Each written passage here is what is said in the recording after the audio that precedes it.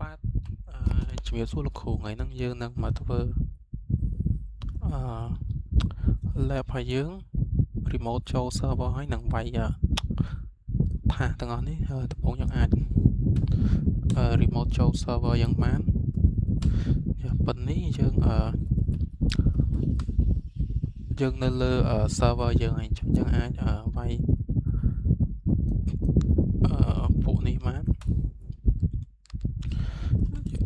ការ install សិន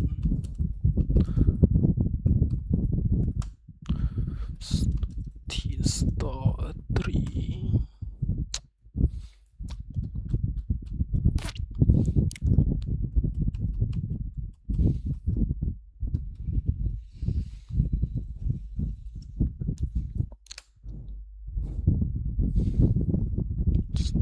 មកយើងអាចបង្កើតទាំងអស់នេះបានហើយ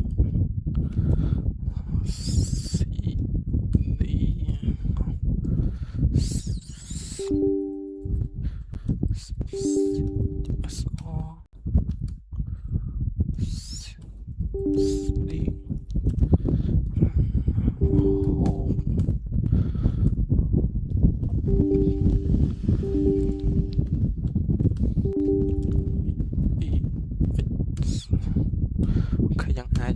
អានេះមកយើង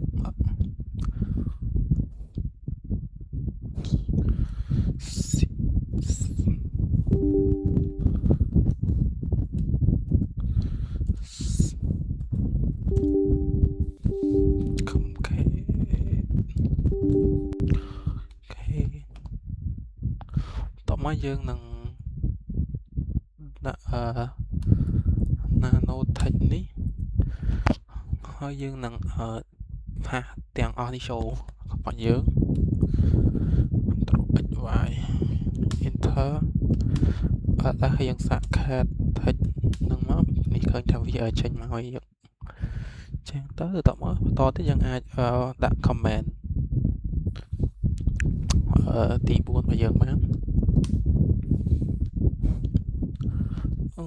លើយើងសាកតមកយើង comment ទី5របស់យើងមក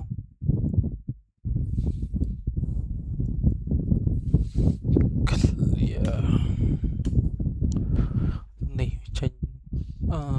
ផាតទាំងអស់ចឹងយើងសាក comment ទី6របស់យើងអូខេ comment ទី8អូខេ comment ទី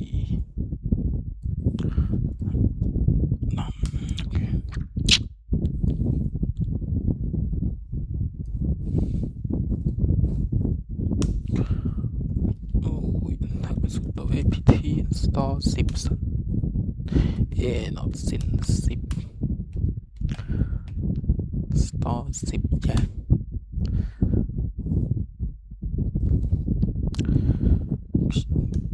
នេះចូលមកអូខេ and then យើងអាចunzip ទាំងអស់ហ្នឹងបានបាទលោកគ្រូសម្រាប់វីដេអូរបស់ខ្ញុំមានតែប៉ុណ្្នឹងទេអរគុណដែលបានមើល